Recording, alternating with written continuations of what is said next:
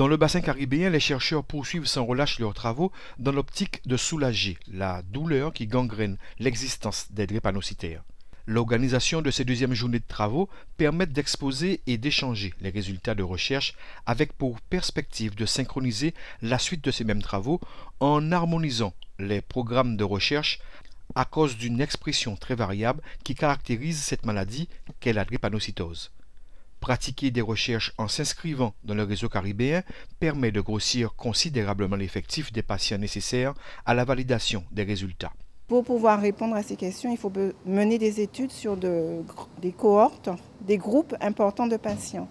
Donc travailler dans le cadre du réseau caribéen nous permettrait d'atteindre cette taille de population pour avoir des résultats plus pertinents.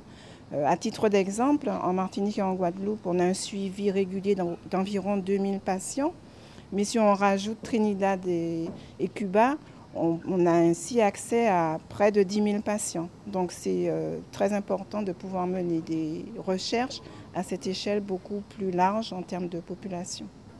Depuis un certain nombre d'années, nous avons des collaborations qui se sont mises en place avec des partenaires de la Caraïbe et nous voulons de plus renforcer ces partenariats. Nous avons réussi depuis 2006 à élargir ces partenariats et notre objectif c'est de faire encore mieux.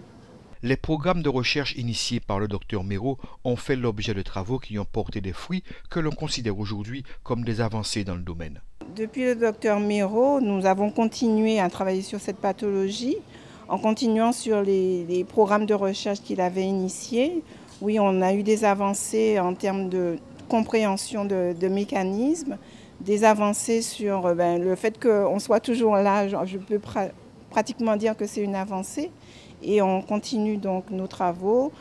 On est maintenant associé à des équipes parisiennes et nous sommes considérés comme un des groupes français, un seul des groupes français travaillant sur cette pathologie. La couleur de la peau a pendant longtemps éveillé des soupçons quant à la survenue de la maladie que chez des personnes de race noire. Pourtant, il est clairement démontré que le teint de la peau n'en est pas responsable. Il est vrai que la maladie a été découverte en Inde, puis sur le continent africain, mais également répandue sur les pourtours de la Méditerranée et aussi au Moyen-Orient, où cette maladie s'exprime sur des individus ayant la peau blanche. Donc il n'y a aucune raison d'associer la drépanocytose à une couleur de peau.